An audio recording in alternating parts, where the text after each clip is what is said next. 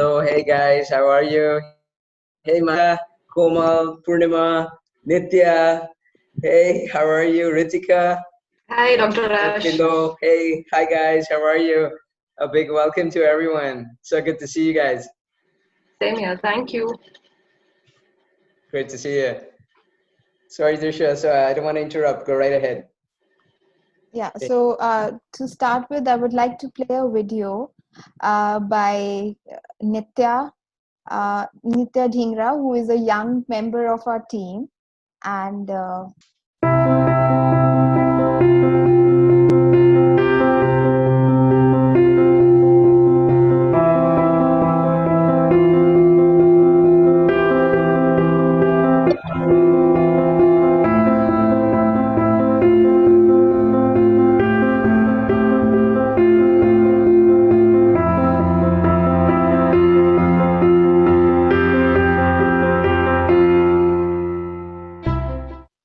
so I think I would like to start. I was facing some technical issues. Sorry, guys.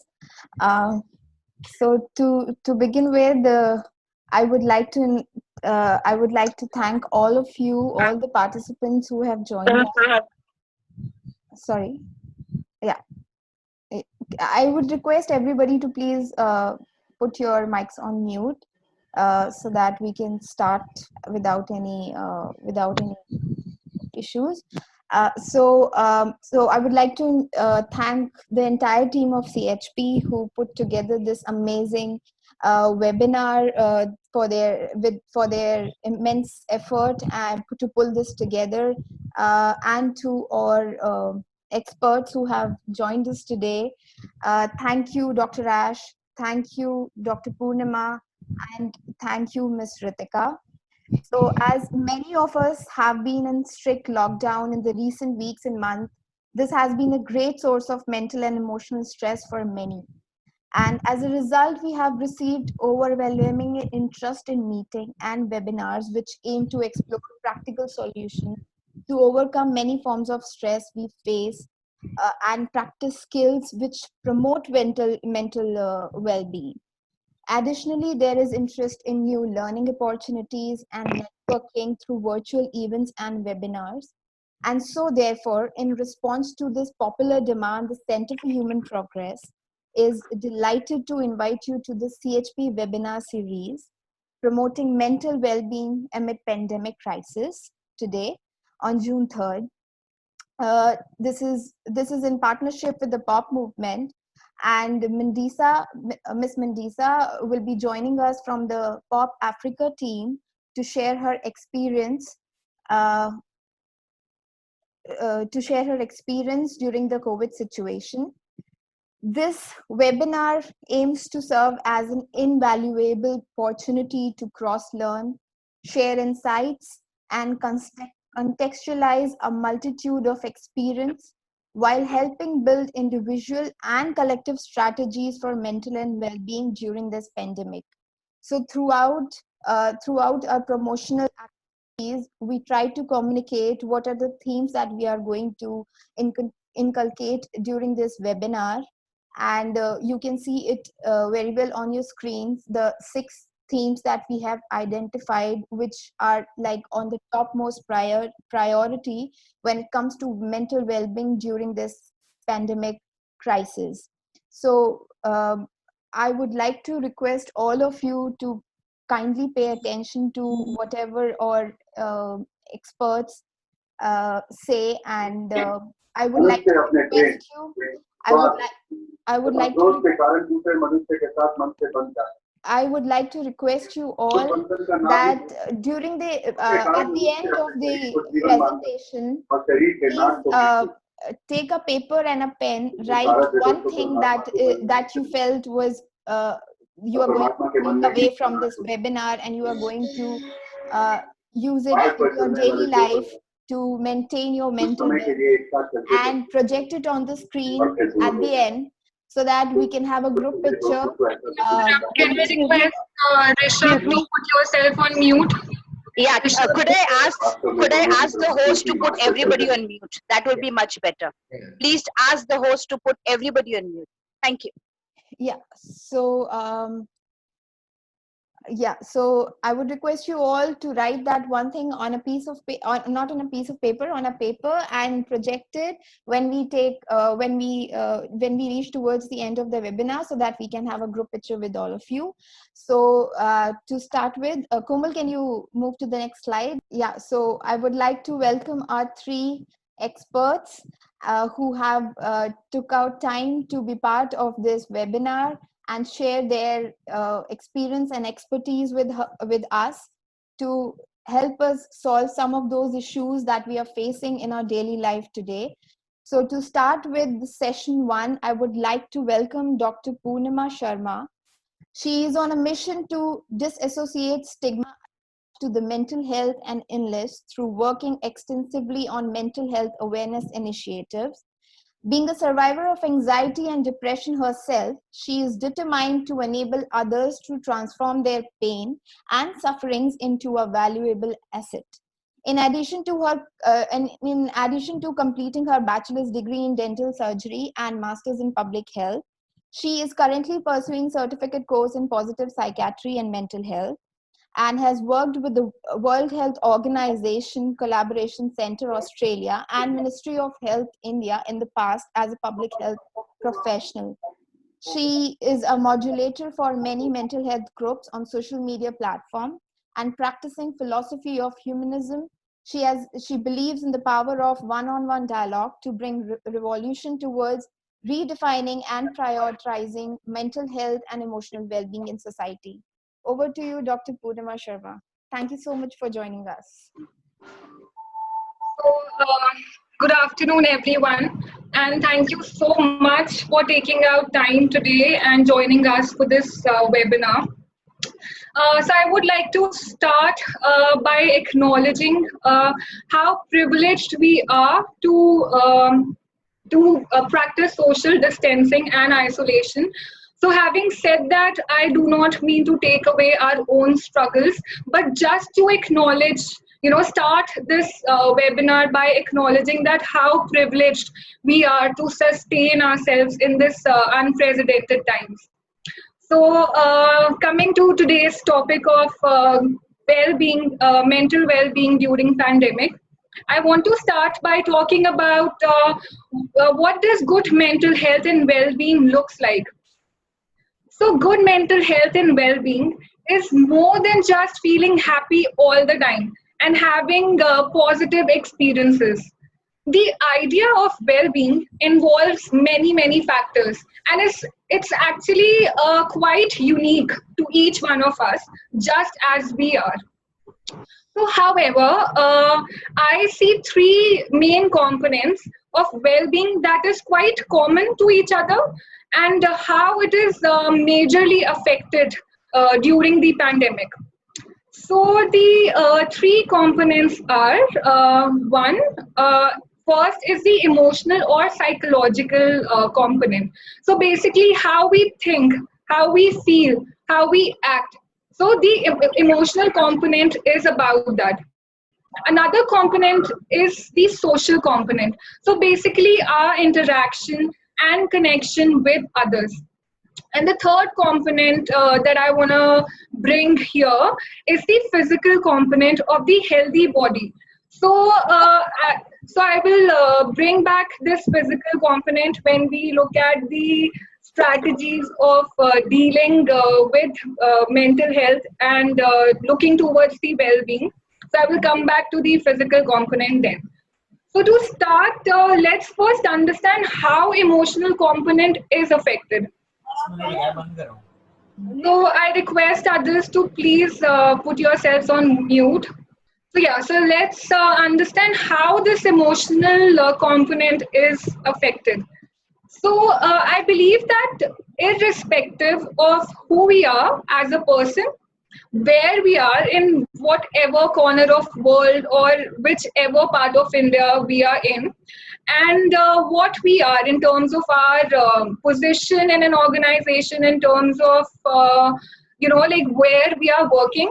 So irrespective of any of that fact, if one word that can describe the effect of pandemic on our mental health is the presence of constant fear in our lives.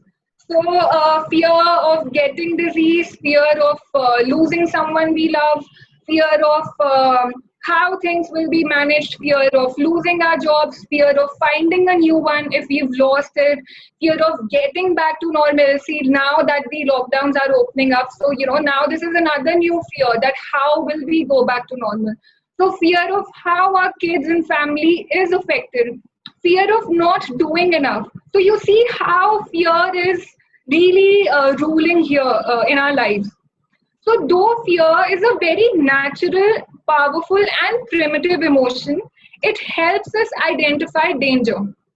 Now the place, if it is such a powerful emotion and natural emotion, then why is it portrayed as bad? So the the place where it gets tricky is when the fear starts driving our life. So another, now coming to the social component of well-being, our new ways of coexistence within a house is a major challenge. So while preparing, I came across a school of thought that talks about conflicts and how sometimes dealing with such drama, we subconsciously, start playing these psychological games, and we subconsciously take the three life forms. So either we start, so when we are confronted with a conflict, so we either take up a role of a victim, where there are no boundaries for ourselves. We feel pity about ourselves. We feel sorry about ourselves, and we often see that we end up doing everything. So, we have a hard time saying no. Uh, or we take a place of a rescuer. So, in as a rescuer, there is this real deep down desire of helping others, but without the help being asked for. So somebody is asking you to, come and rescue, but you feel that need of doing so. So in this way, we overstep the boundaries, or we can take up a third role, that is of a persecutor. So as the name suggests, a persecutor's role would be really being mean and dominating and feeling that I know it all, whatever I think is correct, whatever I feel is right. So really, getting in that I know it all zone. So we take different life forms in different relationships. So we might be a rescuer when it comes to our children or our younger siblings or our friends. So we might feel like rescuing them. But when we are in that position of authority, we often take the role of a persecutor, that I know what is right. So you see how the boundaries are being overstepped or not being respected. So anyway, but fundamentally, this one life form is quite close to our fundamental being. So if we dig deeper, both fear, that emotional component, and the challenge of coexistence, it arises from a sense of powerlessness. So there's this feeling of hopelessness or this feeling of powerlessness, that we cannot control it. The philosophical tradition that I embrace teaches that this powerlessness arises from our inability to believe in the potential of our life or of that of the others. So, so now that we know where the fear, where this anxiety, or where this anger is stemming from, now we can definitely work around it. So here I want to share some very simple strategies with you all, that whenever we are confronted with fear, so let's use it for now. So let's start adding the phrase for now. So, we have to be a certain way. We are forced to live in a certain way for now. We are sad for now. So we are unable to find a job for now. So you see how just adding these two simple words can really trick our mind and help us getting out of that fear.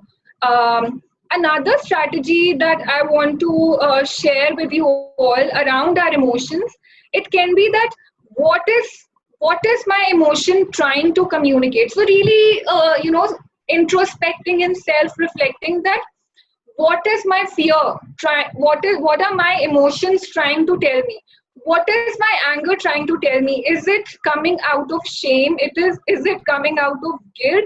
Is it coming out of somebody overstepping my boundary, so really trying to figure out what is it my emotion is trying to communicate it to me. And further, not just indulging in that self-realization zone, but actually working on it, taking action on it. Another point that I want to share is about the issues of coexistence. So now you understand that how we take those life forms, and hence how important it is to have those invisible boundaries. So I want to bring everybody's attention here that when I'm talking about boundaries, I am not talking about building walls. So there's a very thin line. There's a very, very thin line difference between creating a boundary or creating a wall. So to have these invisible boundaries around us, the key is always communication. So really being that authentic self where we can communicate, like genuinely be ourselves and communicate it to the other person that this is what I need, these are my needs, and really having that same sense of openness to hear and understand what is the need of the other person. So I know this is very hard to apply practically in our life when we are living in lockdown for almost 3 months now, and we are living with family members, we are not going out. So how the boundaries are often overstepped. But the key is communication always. So really trying to figure out without any sense of blaming others, without any sense of putting that burden onto others that they have to take care, but really indulging in that communication. Another component which we spoke about, the physical component, I want to bring it back here now, is the interconnection between body and mind. We have heard this phrase innumerable number of times that how a healthy body, how a healthy mind lies in healthy body. So really taking back, understanding that connection again, and really taking care of our physical body. So taking care of physical body doesn't just include working out, but really taking care of what our diet is, how our sleep is. So all these small things that we can work around. And some of the strategies that actually encompasses all of the sense of well-being, and that has worked wonders for me in my own life, is first practicing self-care routine. So here I want to really want all of you to focus on the words that I'm using. So it's practicing self-care routine. So it's not that you do it one time, it is a routine. And it's not that, and you have to do it consciously. So it is practicing. And when I'm using the word self-care, so we have to understand that this is the self-care by ourselves and for ourselves. So really, taking out that expectation of somebody else, taking that power back to ourselves. So indulging in self-care routine can be taking rest when we feel like, when we are exhausted. Self-care can be saying no to someone when it's too much on our plate. So really understanding what does ourselves and indulging in that. Another strategy is really establishing that sense of support for ourselves and others around us. So really investing our time and energy on nurturing our relationships, offering support without a sense of judgment, and seeking help without a feeling of shame. So often I think there is a lot of stigma around asking for help and seeking support. We demean ourselves. So really unlearning those beliefs that do not serve us anymore. And so now the third one, and this is my favorite strategy. That I'm not sure about how it is in other countries, but in India, often when a child falls down, when he's playing and he falls down, so how we comfort the child and say that, this is good for you. This will make you strong. This will help you to grow.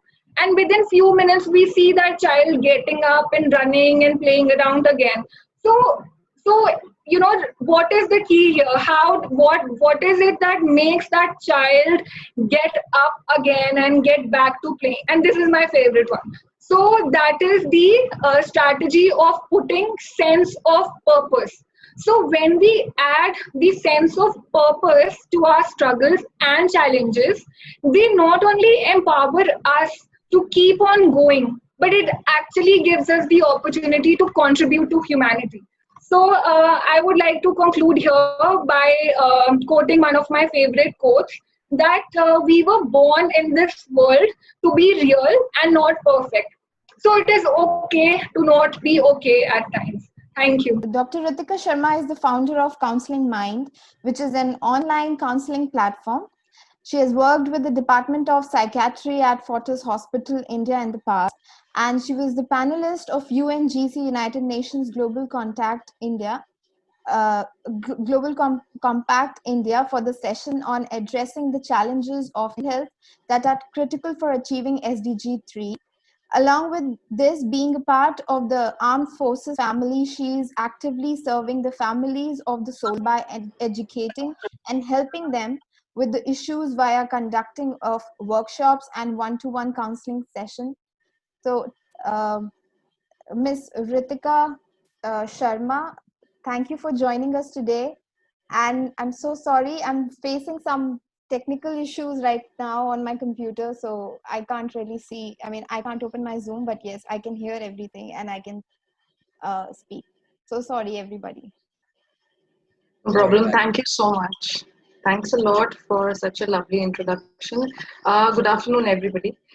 This is such a wonderful platform that has been introduced to every one of us, because at this point of time, it's a mandatory to talk about the mental health issues. And I'm here to talk about, in terms of women, to start with, how women today are trying to deal with this particular pandemic, the things at their home, at the work front, and what are the techniques that can be utilized for them to really get out of this time even better and even stronger. So I would like to start with sharing a PPT here. Risha, do we have the slides, or should I just upload it? Have the slides? Wonderful. All right, wonderful. So let's quickly get on to what kind of emotions that we all are feeling right now. These are all the kind of mixed emotions that most of us would be feeling, especially women, because they have been altogether confined to their places. Even when it comes to your work or your household chores, which are mostly the unpaid work, we are the ones who are under a lot of pressure and under a lot of stress. So it is bound that we can feel some kind of mixed emotions, which I have mentioned here on the screen. For example, I'm feeling so overburdened. I'm feeling so overwhelmed. Having doubts about yourself, whether you are a good mother or you're a good employee, and worrying about the fact that, is my family going to be safe? These are all the kind of feelings that are being generated due to the environment, which is as such right now. So lockdown or pandemic, we are not really used to such kind of environments. So these kind of feelings are actually very normal for us to feel, right? We are humans, we are bound to be feeling some kind of emotions. So I'll start by saying that if you're having these kind of feelings, it is absolutely normal. You are in the present right now. Wherein I'm sure that most of us do come across people also who are not really being affected much by this pandemic. And they would be saying something like, not much has changed for me. It's easier to work from home and I'm able to see my kids and partner. So do you see there is a kind of difference in the way that people are feeling right now? And why the difference is there is only because of one thing, which is called resilience. So the second part, the people who are feeling positive emotions have a lot more resilience. Resilience is simply the ability to bounce back, right? And the ones who are feeling mixed emotions, there is a difference in the way they are perceiving reality, right? They are not really able to absorb what is happening right now. And that is why the kind of fear or anxiety or stress they are undergoing. Now, we can go on to the next slide. Let's have a quick look at the effects on women health in terms of studies. So let's talk about this new study. Now, this study was done from the researchers at University of Cambridge, Oxford, and Zurich. This was done in March 2020, between March and April 2020. And this has revealed that there is a mental health gender gap that is increased by 66% in states under lockdown. When we talk about mental health gender gap, it is between men and this gap has suddenly increased, rather spiked to 66%. Now, let's talk about the major and the most common mental health issues and responses that we are facing right now. There are certain kind of responses that are very common nowadays, and which is something like anxiety. We are going through depression. We are feeling those panic attacks, severe stress, a lot of sleep impairment. Most of us are not able to sleep because of the environment. A lot of irritation has developed because of the fact that you are staying at home now. You don't have an option of getting out, and there is not much that you can do about the entire situation. So all these environmental factors, they create these kind of emotions. Now, also anger and body aches, and also in the sense that now we feel that somehow we are more prone to illness. Something like coronavirus that has come up, it has exposed us to a lot of other illnesses as well, right? And all that is due to the anxiety and due to the depressive feeling that we are getting at this point of time because of the environment. So let's talk about now the factors that are affecting mental health. Mental changes can be, categorized into something like starting with the menstruation, starting with menopause, pre-menopause or pregnancy, especially at this point of time when there is so much of crisis in the air. It is very easy for us to adapt and in fact to invite such negative emotions into us. However, what is very important is to categorize and to understand that whatever you are feeling right now, whether that's anger, whether that's irritation, whether that's frustration, these are all emotions. Exactly like when you get happy or when you get sad or when you get excited, these are all emotions, and every emotion takes a course of time. So basically, you have to provide that time to that emotion and not rush into it, right? Otherwise, you'll be just overburdening yourself. Now, next point, which is also very much hampering all of us right now, is the changed behavior of family members. Like I spoke about emotions, there are different people with different emotions. It's not necessary, it's not mandatory for everybody to be reacting the same way to any kind of situation. So different people perceive the information differently and then react differently. And that is what we must acknowledge. Now, talking about gender stereotype, this is something very common that is, I think it's prevalent in almost every part of the world, that women are seen as caregivers. They are seen as somebody who's supposed to be taking care of home.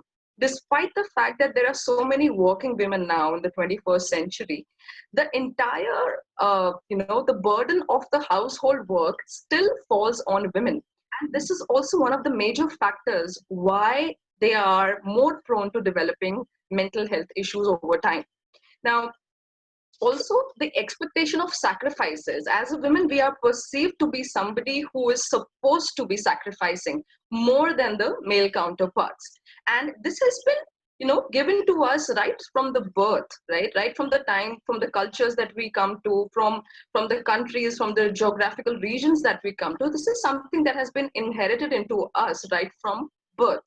Now, also at this point of time, especially for the women who were not working or rather working also, there was some time in the day wherein we could find at least half an hour or 15 minutes of our own peaceful time.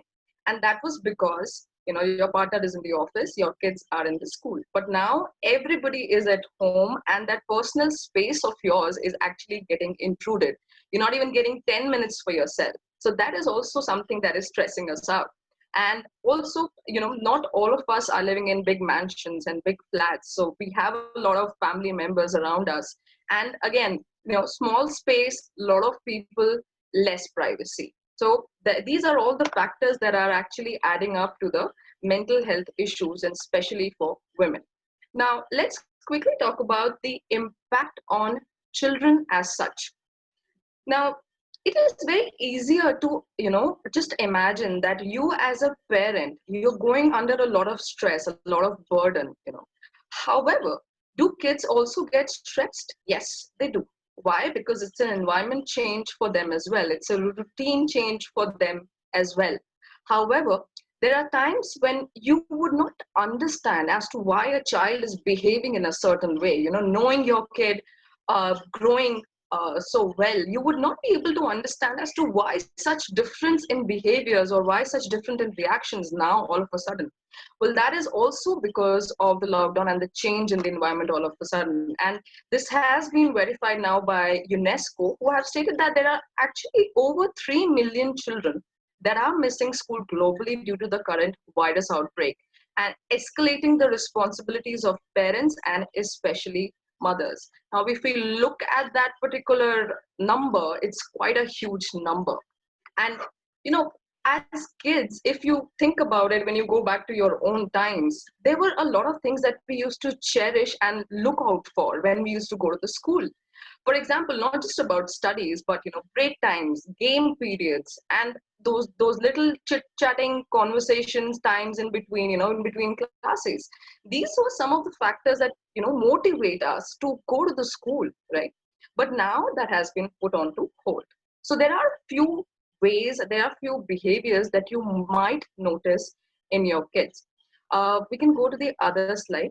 Now, it is very common for kids to feel confused and distressed. I'm not going to talk about the specific age groups, but let's take all the age groups. So right from childhood, to adolescents, to kids, everybody. These are all the common reactions that you might be able to notice in front of you.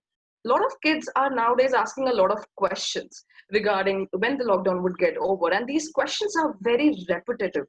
So as a parent, what you're supposed to do, we get agitated, with the same kind of questions every time, and we already know the answer of what they're going to ask, and we already know the question also.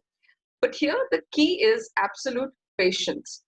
Why? Because as a kid, there are a lot of questions in their head which are not being answered according to them, which are not comfortable for them. So reassurance by giving them the same kind of information, or probably just decorating it a little more, is the need of the hour. That way they would be a little less confused and little less distressed. Right?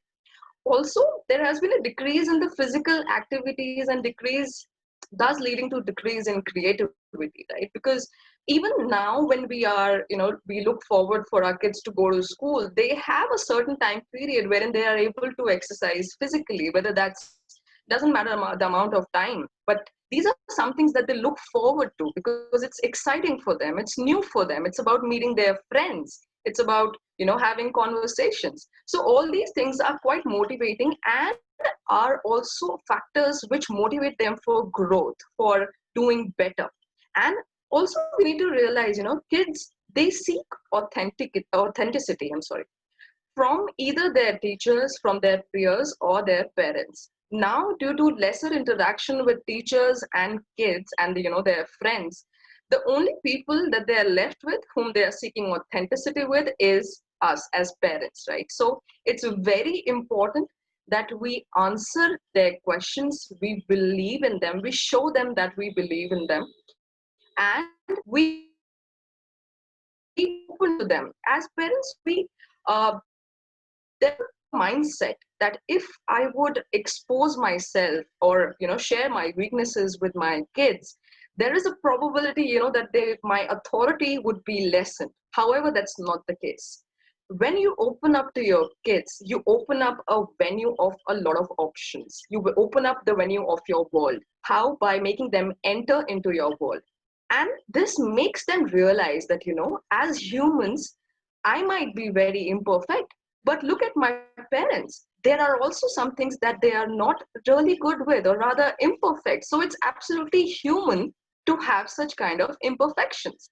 This would help the kids to generate a lot of, good attitudes and behaviors in terms of their personalities, because this is not something that we have to work on right now at this point of pandemic. This is something that we have to keep working throughout, throughout their lives, because we would want every good quality to be inherited in their personality. Now, I'll also talk about less socialization. I'm sorry. So, kids, and especially the college goers, or the ones who are going to school also, they relate the feeling of togetherness with socialization. So even, it's about going for a small period of time to your friend's house, or just meeting them. That feeling develops a kind of intimacy, that there is a person standing right in front of me. I can probably shake hands, I can probably hug them. All that has been restricted now, and especially now with the virtual communications that we are coming up, that feeling might be lacking. So, the kind of satisfaction that we used to feel while we used to meet them in person, that might also decrease. So we have to keep working on these factors. Now, let's move on to the other factors that we think would be important for consideration.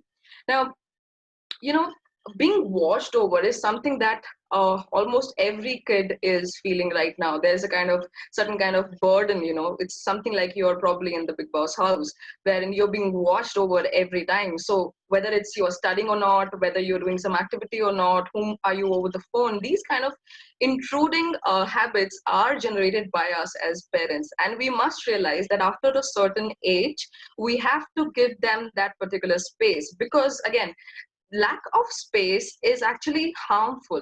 It's something that we too would like. So why not also give it to your kids as well? You've got to have some faith in them, because whatever values and ethics that you've taught them, they would be, they should have an opportunity of practicing that, and you should give that much opportunity and time to them.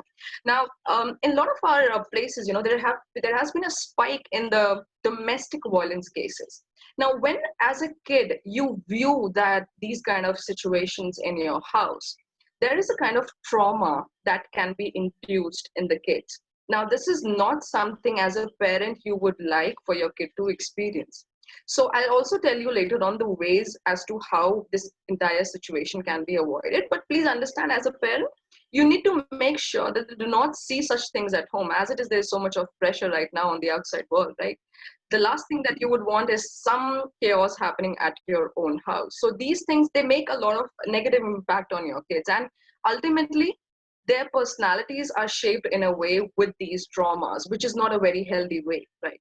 So also, there are not many options for leisure or discussion at this point of time. The only good things happening are very few. Though they might be very few, though we are confined, there is a way that you can make your kids realize that, these small little things are to be felt gratitude for. So I like to just differentiate a bit. We always think about gratitude, that maybe, okay, we have a house, we have clothes to wear, we have food. These are all categorizations of gratitude. We don't have to do that. We just have to feel the gratitude that I am grateful. And these are also the things that you should instill in your kids. How? In order to do that, whatever you guys are doing through the entire day, whatever routine that you all are going through, make your kids a part of it. Whether it's a girl or a boy, make them a part of your entire routine. This way they feel that, there is a sense of belongingness, there is a sense of togetherness. So also, loss of freedom. Now, this has been experienced not only by the kids, but by everybody. And somehow as humans, we have a tendency of being and controlling everything that is around us. That gives us a sense of achievement to a lot of us. When that doesn't happen, it seems like the freedom is lost. So when we're talking about freedom here, I'm actually talking about the control. Because the environment is such, there is not much that we could do, even though we have a handful of things. So we have to focus on the part which we can control instead of roaming around of the parts that we cannot control. Now let's look at why there is a certain spike in the number of cases. All of a sudden we see that everybody is now getting distressed, everybody is now getting stressed and anxious. Why is there a spike? Can we go on to the next slide, please? This spike is actually because of a simple fact that we aren't able to control. And this is also the reason why we would be having any kind of, um, you know, uh, this is also one of the reasons why we could be having any kind of conflict as well. We as humans look to control things, right? Whether it's our relationships, whether it's our job, whether it's our career, whether it's our kids, we are all control freaks. So the time when we do not get control, that is when we lose out on our behaviors. That is when we feel that, since we are unable to control, this is out of our hands and this is giving us stress. So this is one point that we must consider in every sphere of life. Any issue that you're facing, please see, are you trying to control it? Because if you are, that's where the problem lies.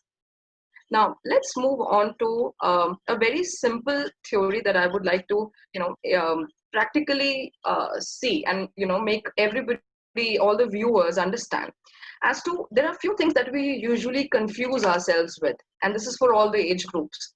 So, for example, at this point of time, if I am feeling angry, right, you are roaming around, you're shouting, we have to categorize all that we are doing, which is negative according to us, to understand where the problem area is.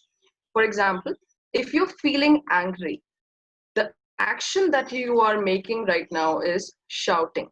And what is triggering that feeling? What is triggering that feeling of anger? That is probably a thought, or maybe you've gone through a job loss, right? This categorization is very important for anyone to understand, that if you are behaving in a certain way, or maybe people around you are behaving in a certain way, there is always a hidden reason. What that reason is, the connection between how you think, what you think, how you're feeling about it, and ultimately what action you are taking. So if you have people around you who are behaving in a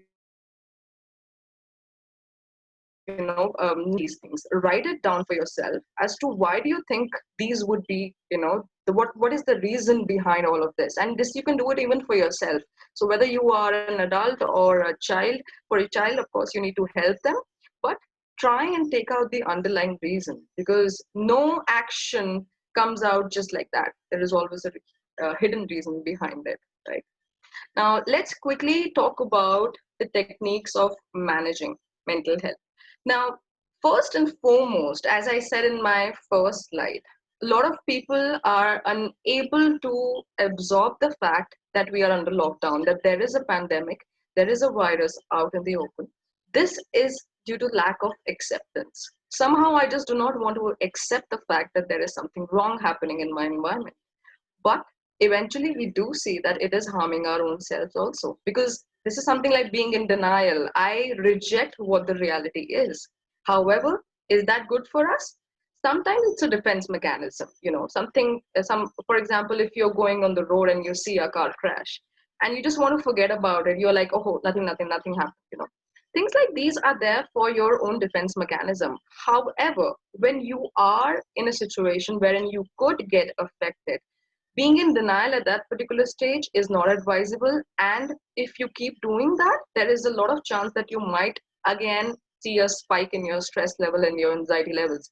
So be a little conscious about your environment. Look around, see what is exactly happening, and accept it. All right. So there is a pandemic. I accept that, right? Next is focus on your reactions to any situations. We need to actually have a deeper look into this, because right now I do feel in a lot of my clients, they are unable to establish a relationship between how they are reacting to what they are thinking. The thinking is absolutely haywire, and that is absolutely normal. So let's not overburden ourselves with this. It's normal to feel such way. It's normal to feel scared right now. It's normal to be feeling fearful about everything. All we need to do here is how we are reacting to the situation. Is this the reaction that we would expect in order to, from some other person? Is this the same reaction that we would want? If not, let's work on the deeper level of the reactions. Now, also for all the mothers and all the kids, as I said, there is a lack of self time. We have to encourage the family members to have some separate times and some together times, right? I would also like to talk about a little more on the family talks here. When we are talking about gender stereotype, it is mostly seen that the fathers, and especially, they are the ones who are not very close to kids. In most of the cases, in case if there are, I think it will have very positive outcomes. So those fathers who are not very close to their kids, this is the time when you need to get closer to them. Why? Because it is we understand it's a mother's job to probably take care of the child, to nourish the child, to take care of the house. However, it's also the father's responsibility to take part in the same, because you both made that particular child and it's both of your responsibilities. So you can't really put it on to just one and just relax there, right? So it's a request to all the fathers, get into your kids' lives. I would just like to give a small example. So here in India, there was a telecast that recently started for Mahabharata and Ramayana. So these are all the very epic stories which have been imbibed in us, in our parents, right from the birth, right? They have all seen it, and somehow their behavior or the ethics or values that they have been instilled by those teachings. Now, as a kid, when we watch it with them, we also get an idea as to why our parents are like that, right? And the same way, during this lockdown, a lot of parents have an opportunity to getting into their kids' lives and watching things that they watch. Spend some time with them, get into their life and see exactly why they watch a few things or why they do the way they do, right? This is a time for basically understanding each other a little more than usual. So use this opportunity, right? Now, next one is, we're talking about, I have actually taken this from one of the advertisements for either, you can, Surf Excel or Ariel, I guess. So share the load. This is for all the family members and especially the father figures. Please help your partners and for your kids also, right? This is the time when you instill values. This is the time when you're actually making memories for the kids. Now, this is a very important point because we do not realize it. Whatever the way that we are reacting or the way we are acting in front of our kids or whatever we are feeling, they are absorbing everything. They are absorbing all the emotions. So it's your choice whether you would like to make it a very good time for them to have such beautiful memories of this time, or would you like to make it such a traumatic experience for them that they again would remember it through their entire lifetime and probably dread it. So that's a choice that all the parents have. Now, I talked about feeling gratitude rather than thinking about gratitude. Involve your kids, involve your family members. Be thankful for whatever is good right now. There are so many things. You have a house, you have a clothes to wear. Somehow you are at a safer place. So feel gratitude about that. And focusing on building resilience. So again, I would just repeat it, as resilience is the ability to bounce back. There is nothing magical that other people are experiencing. Those who are very positive at this point of time, the only thing that's going to differentiate them is that they have a higher resilience. So think back, go back into your life and just realize that there are so many things, that you might have already gone through. There are so many instances, situations that you probably would have been through. And even then, if you're feeling that, I am probably not the very resilient person, I do not have resilience, then let me assure you, you're one of the most resilient people ever, because you've come out of it. No matter how, no matter what time, no matter what method you took, you're out of it and you have a lot of resilience. So put that resilience into action again and let this time be a good time for yourself and for your kids. So I think I hope I was able to address this particular topic. Sharma Bagga. And that was Miss Reetika talking about the role of women and at home and work, and now how COVID-19 brings school and colleges at home. So now moving on to our next session, I would like to project a video which talks about what are the problems you face during mental health. So, and support. In the past, people thought if you had a mental health problem, you would never feel better. You might meet people who still feel this. Maybe you feel this way about yourself. Mental health is just like physical health. Everybody has it and needs to look after it. You have good mental health if you're able to think, feel, and react in the ways that you need and want. You might need support with your mental health if you are finding the way you're thinking, feeling, or reacting is more difficult or even impossible to cope with. This might be because of things that are happening in your life right now. A traumatic event may affect your mental health in a big way too, even years later. We are all different. Everybody experiences a huge variety of feelings, thoughts and emotions as part of their normal life.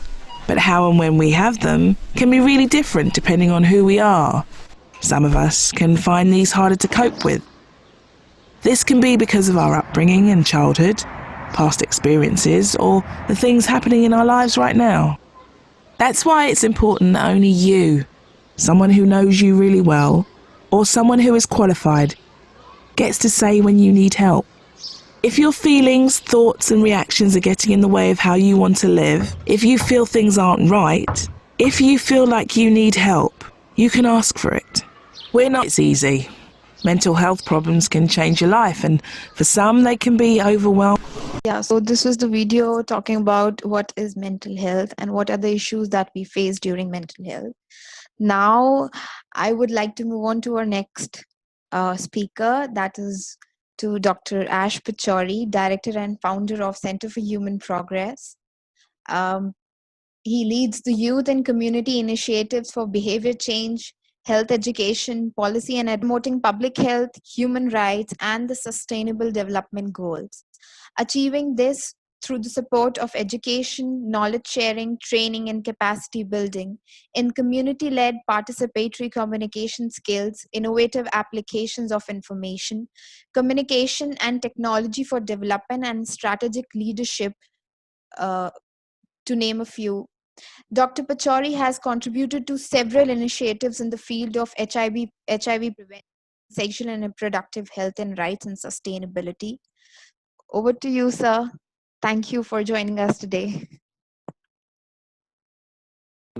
First off, I want to say thank you very much.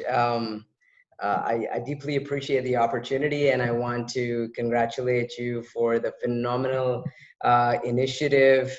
To you, Drisha, Komal, Philo, Nitya, each one of you, and thank you guys for being here, Reetika and Poornima, Mandisa, and of course, needless to say, everybody else, lots of friends and family who are here. It's a grand pleasure, and I'm delighted. I wanted to say that I'm gonna start off a little bit different from what our previous speakers who've given us great insights, and therefore I rather than repeat, sort of talk a little bit about a different perspective, and I hope that perspective will build on some of the important things that our previous guests and speakers have talked about. So let me start off by asking all of you to take a deep breath and a split second, close your eyes and reflect inward, building on what, like I said, some of our previous speakers have said. And I want you to write down in the chat box, and you can send it privately or you can send it to everyone, whatever you guys prefer, just one thing that at this moment in time, as we speak, as we stand here together, I'm standing, you guys may be sitting, as we are here together, that you feel gratitude for. So if I can ask you to take a deep breath, think about it. It could be whatever. It could be work, family, access to the internet right now to connect here, whatever. What you've just heard Poornima and Reetika talk about, think about it and write down what you feel grateful for, please. Okay, I'm gonna ask all of you guys to keep processing your thoughts as we speak today, and I can hear a lot of voices through the chat box, but believe me, whether you write it down or whatever it may be, it's amplified through your voice. So your surroundings, life, family, friends, comfort, access to the internet, being part of the session,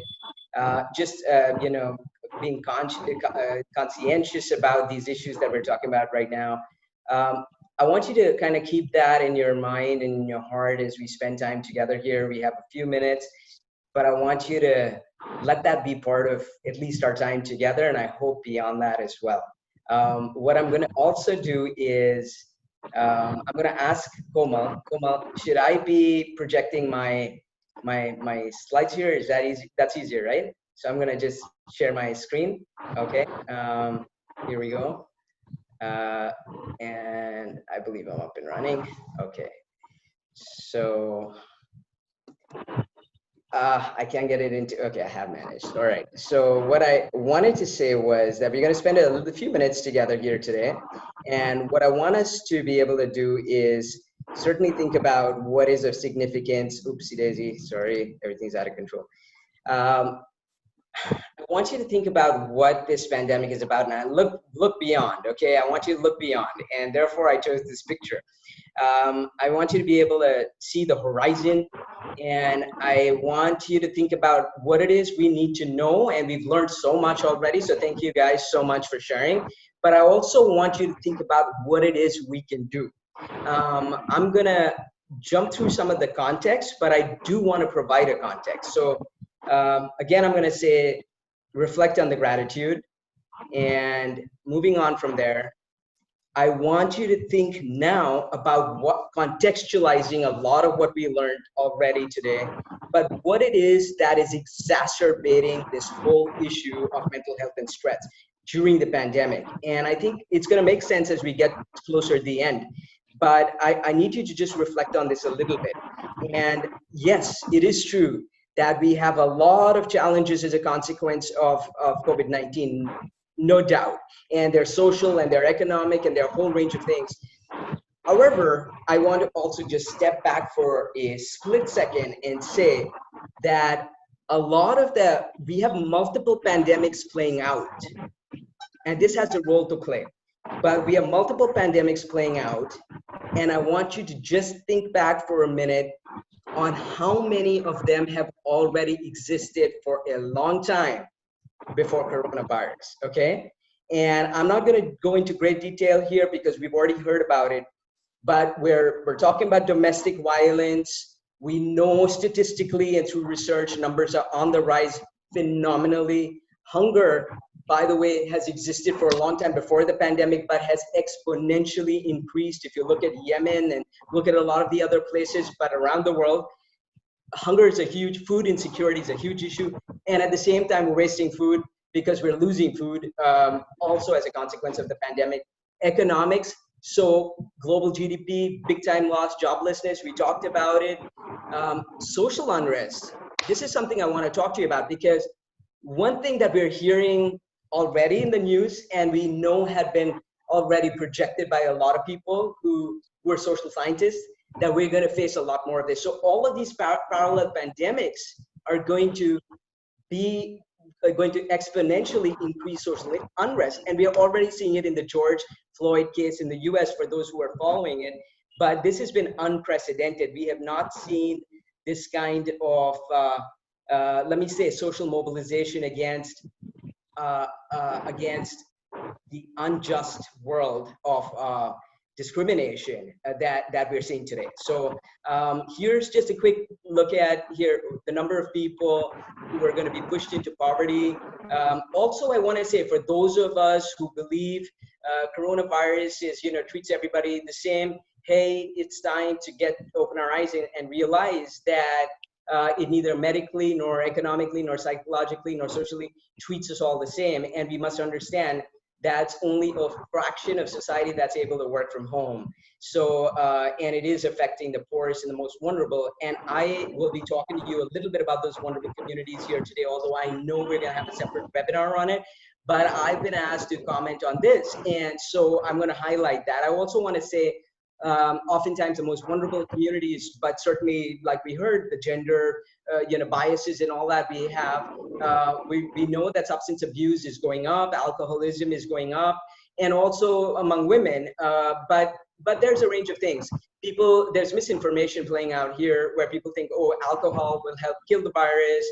And of course, there's depression and stress, which is further sort of exacerbating the substance use issues here, which are both alcohol and other forms of substance. And I'm going to only just going to highlight this, and I'm not going to get into a lot of detail, but I want to say racism, victimization, and the fact that we're facing humanitarian crises as a consequence of this violation of human rights. And also the fact that there's been a whole range of public health issues prior to the virus that continue. They've gone nowhere. So there are those who are non-COVID patients, and obviously that has created yet another crisis for us. But I'm gonna just touch on the infodemic issue, which is that there's misinformation, there's stereotypes. I know we heard about the stereotypes even in previous discussions today. There's rumors, blaming social media and access to WhatsApp and all the rest of it has further exacerbated this. We live in the information age.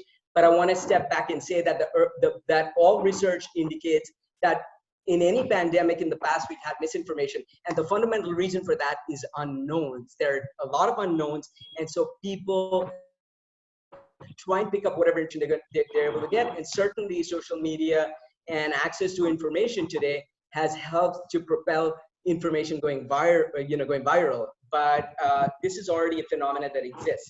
And so obviously fact checking and all the rest is important. And so is stigma. And I'm going to now talk to you a little bit about vulnerable communities and oppressed communities. But I want to say again that these are pandemics that have existed for years on end and centuries before the coronavirus ever happened. And so I'm going to ask you to think for just a minute, but there are people who are dying of stigma, who are dying of hate crime, dying of hunger, dying of violence, and it's not COVID. And I'm going to give you an extreme example, but believe me, we talk to and work with these communities every day of our life. So think about the levels of stigma faced by an HIV positive transgender sex worker to substances. This was before the pandemic, and now facing COVID or living or sort of being positive. So there are a number of levels of stigma that have existed in the past and are further exacerbated by the current pandemic. And I want to also say that we have a lot of people from these communities, these very vulnerable communities and these very marginalized communities oftentimes, who are in fact the ones who are the frontline workers. Okay, they are the ones who are out there making peer-to-peer contact, implementing these interventions. We know a lot of them. And I want to say that they don't have access to the protective equipment they need.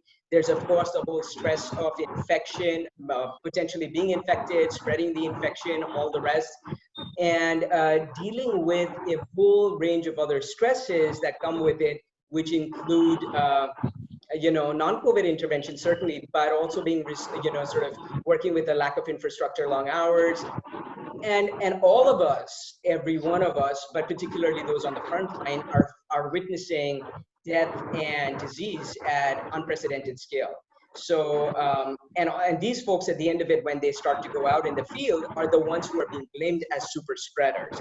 So there is a lot of this, and I just need you to understand the context, because that's where the solutions are going to come up. And so that kind of wraps up a little bit of the contextualization. What I want you to take away is that we have, in fact, a lot of parallel pandemics playing out alongside Corona. But Corona is the new one. The rest of them have been there. And so how do we promote and preserve mental health in the context of the pandemic then? And of course, in the context of our lives as we know it today and going forward. And I need you to just walk away with a little bit of perspective here, you guys. And what I'm going to say to you is that, like I said, a number of these things, including disinformation and humanitarian crises, have been around. But today, the situation is exacerbated, and fault lines are emerging. And for those of you who are following the George Floyd case, the knee on the neck issue has been there for a long time. That is racism. and minority communities being discriminated and stigmatized. And what I want you to understand now, and this is really what is most important, that if you think back on history, whether you think about the freedom fight, the fight for civil rights, you think about any moment where things changed, it was when we faced adversity. And in those moments of adversity, people got up, they stood up, they stood for what they believe in: love, togetherness, solidarity, and taking action.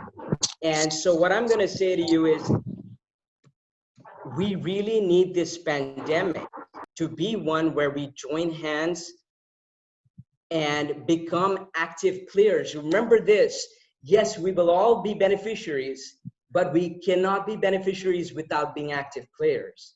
And I want you to hold historical perspective in your minds and in your hearts, and the gratitude that you have for being here, for being all that you are, and move forward with that.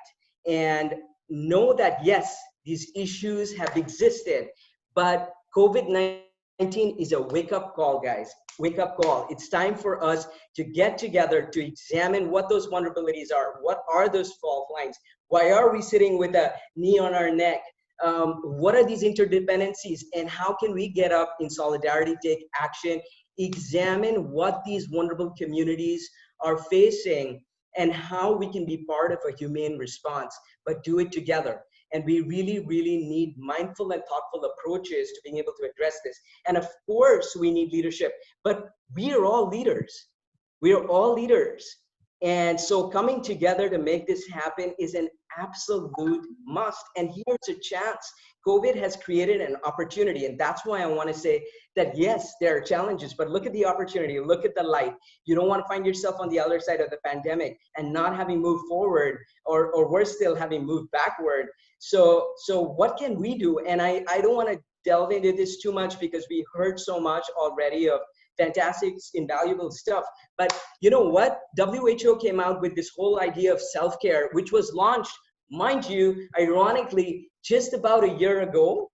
And at that time, we all talked about self-care, and we've been part of that whole self-care thing with WHO. But today, self-care has become absolutely quintessential. And when I say self-care, I mean everything you wrote down in your gratitude list. I mean everything from waking up in the morning feeling okay, not being laid up, exercising, meditating, eating, all that we just heard. And I want to underscore that the lockdown, yes, it is part of that self-care, but we must understand that lockdown is not socially disconnecting, but rather socially bonding, physically disconnecting.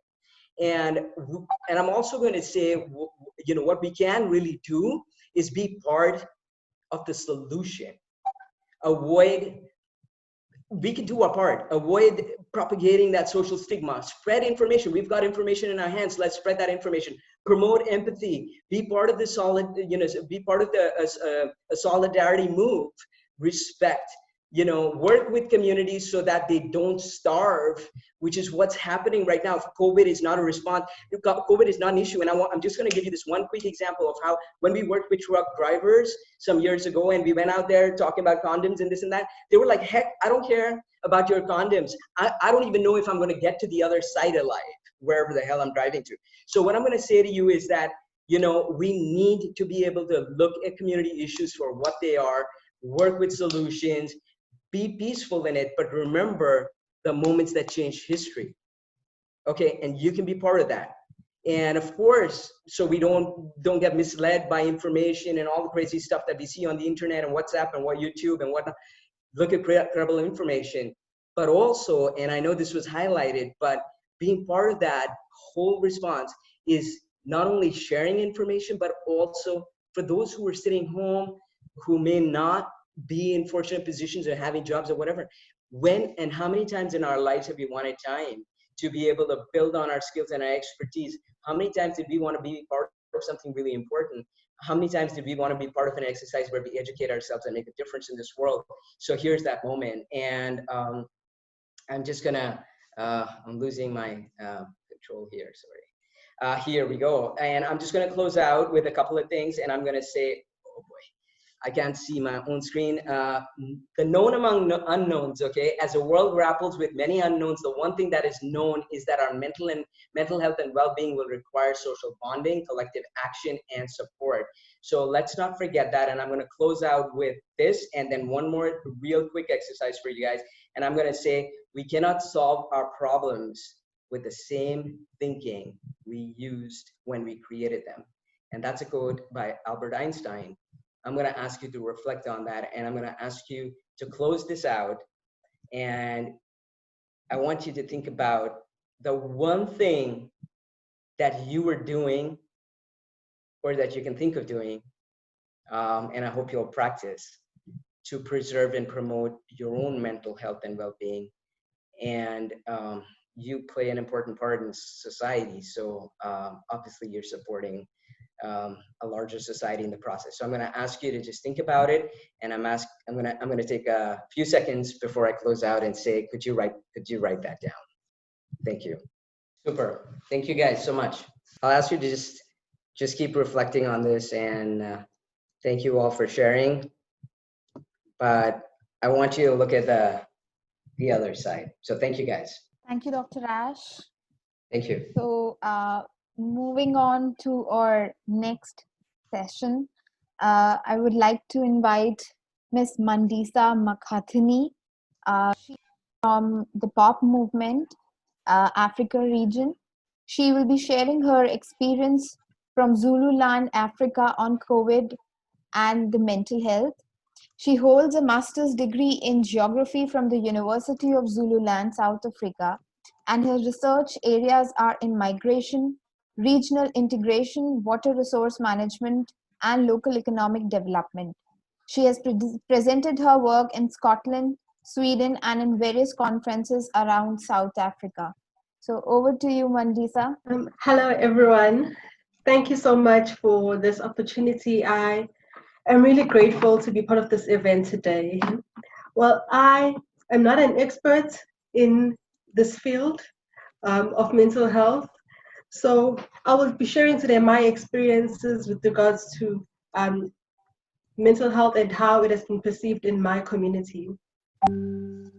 I'd like to just start off by saying that I have recently been diagnosed as well with depression.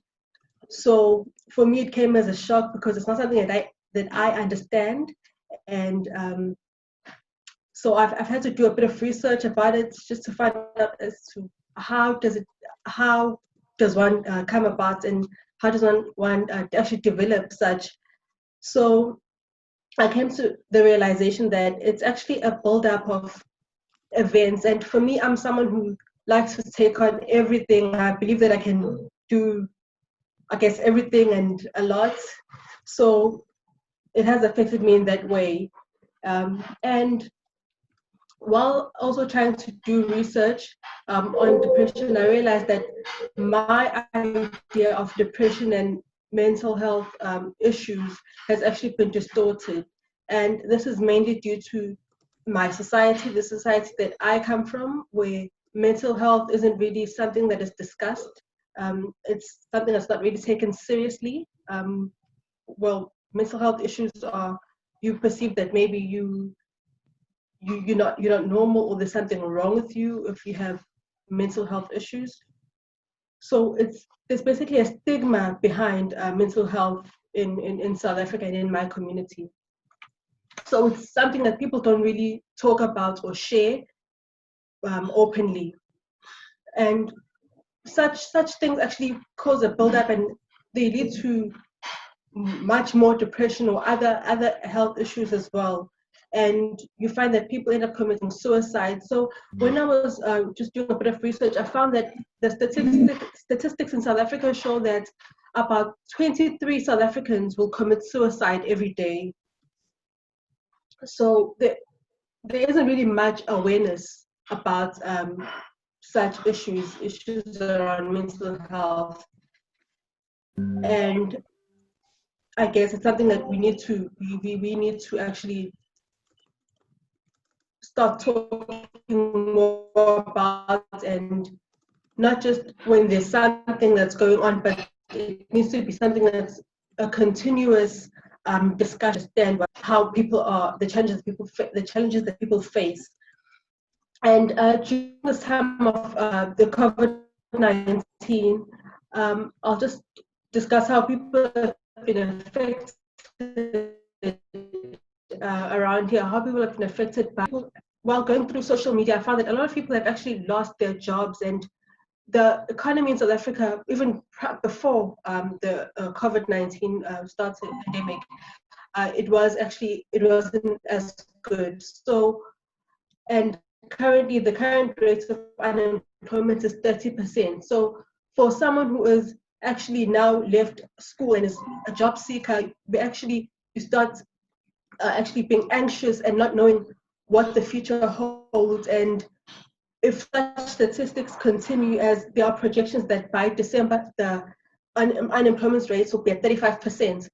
So it brings in a lot of emotions and uncertainties as to what does the future hold. How will I move forward now with especially now with this crisis that has actually come before us. It's something that we have never experienced. The whole world is actually facing this right now. So it's now actually a build-up of so many things, and it has affected people a lot. And with the lockdown as well, it has affected people's sense of freedom. People usually use social gatherings, consuming alcohol, cigarettes as a form of coping, And now you find that people can't do that right now. We have to stick to the regulations. We have to stay in our homes and try to follow the right procedures just so that we can be safe against. In South Africa, many households, you find that there are large families in these households. So you don't have a sense of privacy. You now have so many people to interact with, in your household, and it plays a role in how people are getting this current times. And it's also there's also been a high rate of domestic violence as well. So there's been a lot of physical abuse that has been reported ever since the lockdown. So that's just some of the challenges that have arisen during this time of the COVID-19. And in a sense, a way that we are trying as a society to here in South Africa to deal with such hardships and hard times and this time of uncertainty is that we usually use entertainment through the form of videos, short clips and comical images, things that portray humor. So that's how we usually try and deal with what's actually going on right now. So I personally have been using that to try and cope, especially when you go on social media, you find that there's so many things that are just upsetting and that are going on right now, and it plays with your mental well-being as well. So in a sense, humor has been a way of coping for us around here. That's the end of my talk. Thank you so much for listening, and I truly appreciate this once again. Thank you. Thank you, Mandisa. Thank you so much for sharing this experience and taking us through the journey of how people are, coping up with the situation in your country and your region. Thank you so much. Now, moving on to the next session, I would like to say, as we are running out of time, we will not take more questions. So through our registration process, we received a list of questions that we compiled together, and throughout our interaction with our experts, we were sharing these questions with our experts. And so we already have a set of questions, and now I would like to ask Nitya to take over the screen and kindly, move forward and share the questions with everybody. And I would like our experts to please answer them. Hi everyone. So I'll be reading the questions out. Should I be sharing my screen or will Komal sharing the screen? Can you see my screen? No.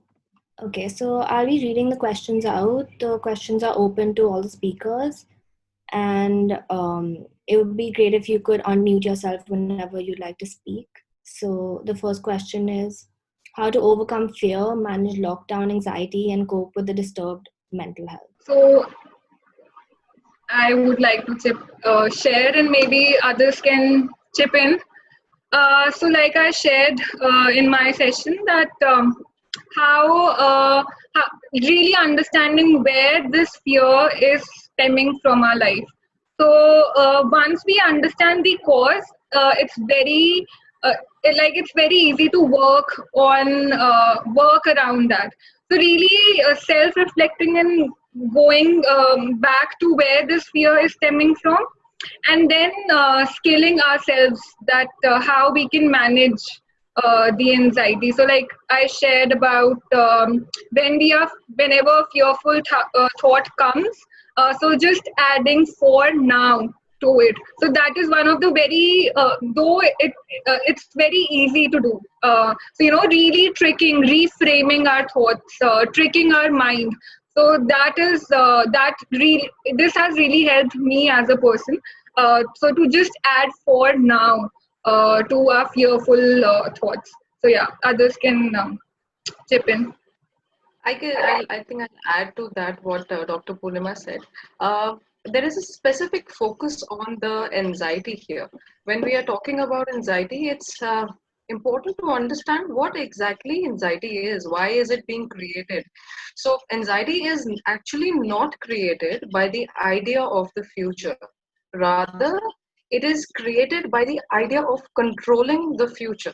So, when you have people who are trying right now to struggle when the coping times in this particular era, they're trying to control the environment. And when that's not happening, there is the anxiety which is developing. So first step, as Dr. Poornima said, be mindful about what is happening to you right now. Be in the present and make a list of things that you can control. There are things which are out of your control, but there are a lot of things which are still in your control. Make a list of those things. And second is, I think this is a technique that I always tell all of my clients. It's a very simple thing. Just be a detective. Just start collecting evidences. Whatever is causing you anxiety, because there are a lot of times when the things are actually not there, but you're still feeling anxious about it because you're anticipating about it. So the best way is to train your mind, or to tell your mind that whatever you're thinking is not really present, is to be a detective. Look out for evidences, put them in front of you. And another way is journaling helps a lot. So basically you're trying to tell your mind that, whatever evidences I've collected, I'm going to write that down. I'm going to put that on a piece of paper so that there is a realization inside. I think I would like to give these three takeaways at least for this particular situation. Thank you so much for that. The next question is using bad language a behavior disorder? What are some tips and hacks to deal with the new normal as we witness interpersonal conflicts amongst peers, students, teachers, parents, and etc.? I think I'll be able to answer that. So using bad language is a problem. It's a part of problem behaviors. So understand please that when you're calling it a disorder, there are combination of symptoms. There is just not one symptom that constitutes a disorder. There are always a combination of two or more symptoms. And also for any problem to be described as a disorder, it has to be continuous or at least very frequent for the next 6 months, or at least for a 6 months period of time. So one way is to do that. When we're talking about bad language here, as I said, it's a part of problem behavior. Some other symptoms that you should look out is something like probably self-harm, or contemplating suicide or threats of violence or any kind of self-injury. if any of these are in combination with with the bad language, then it's a case of worry, and then you would need to have an intervention by either a psychologist or a psychiatrist. Now, going to the second part of the question, which is the tips to deal with that. As I said, it's really important to acknowledge, first of all, in any kind of interpersonal relationship, that you have a problem. Because most of the times we do not realize that there is a problem, and so we do not either, we restrict finding solutions for it, or we restrict looking into it in the deep. So it's important acknowledge that there is a problem. Second thing is also what Dr. Poornima had already stated, that we have to open the communication process. Understand that communication involves two people.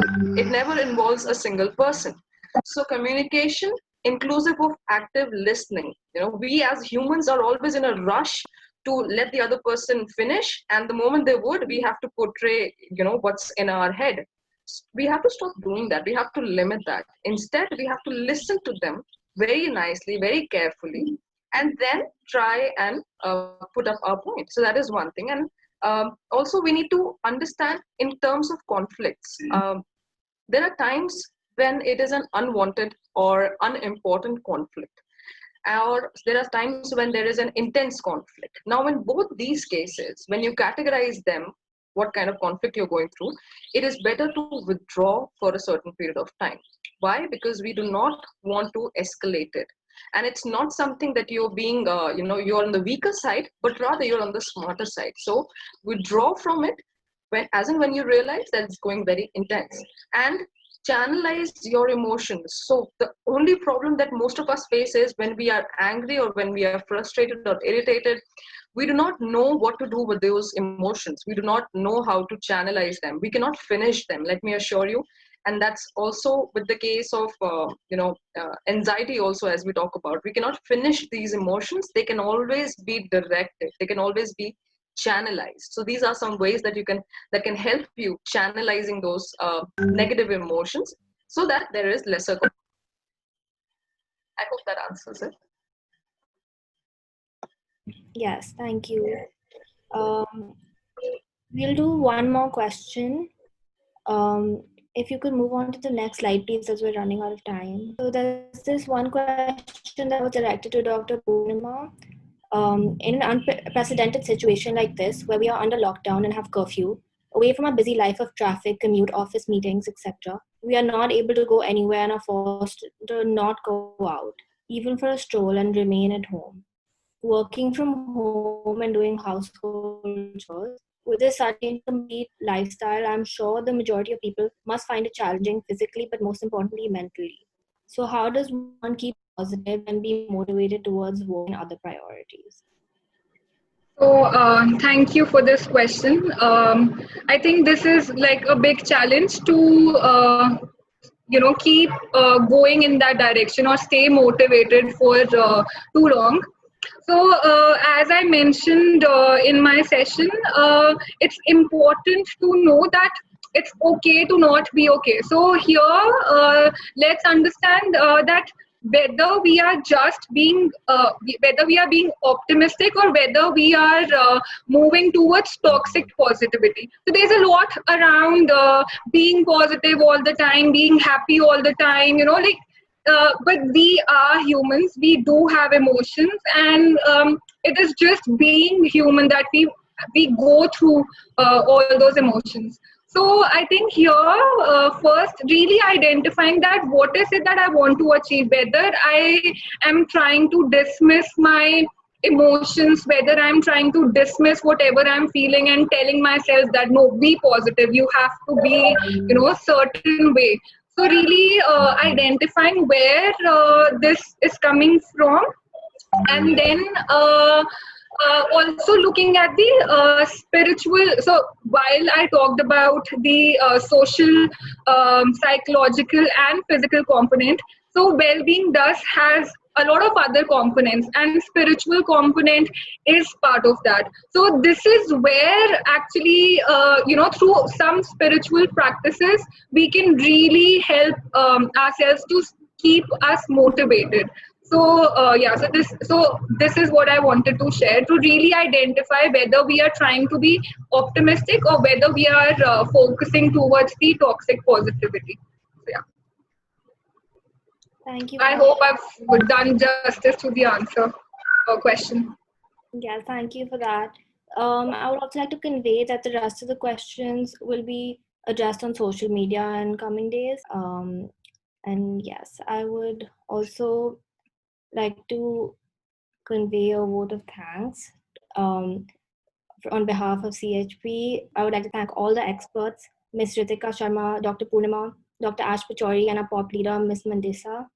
I would like to thank all of you for taking time off their busy schedule and for being with us today, sharing their knowledge, experience on a range of themes. And we all deeply appreciate your contribution and hope that every participant out here has something to take home today in terms of their mental health. Um, although promoting mental health and well-being amid pandemic stress was the first of the CHP webinar series, it would be of utmost help if all of you could give your feedback and suggestions on the email that will be sent to you soon. And it would really help with further building and refining the upcoming webinars.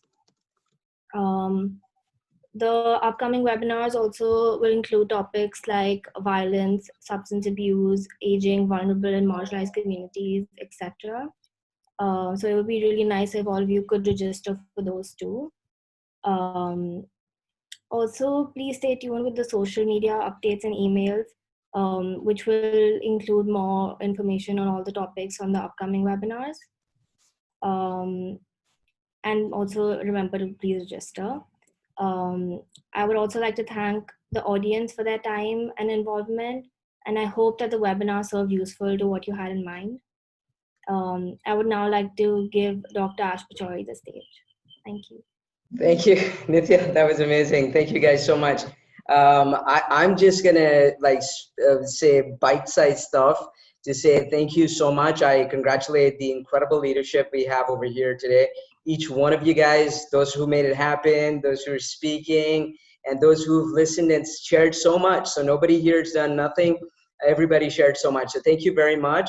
And I'd like to convey my deepest gratitude on behalf of the Center for Human Progress, which is a not-for-profit organization which is tax exempt, working essentially to promote health, well-being, and promotion for communities, in particular those who are often not represented. And clearly within the realm of all of that is a very strong human rights and rights-based approach to dealing with these issues.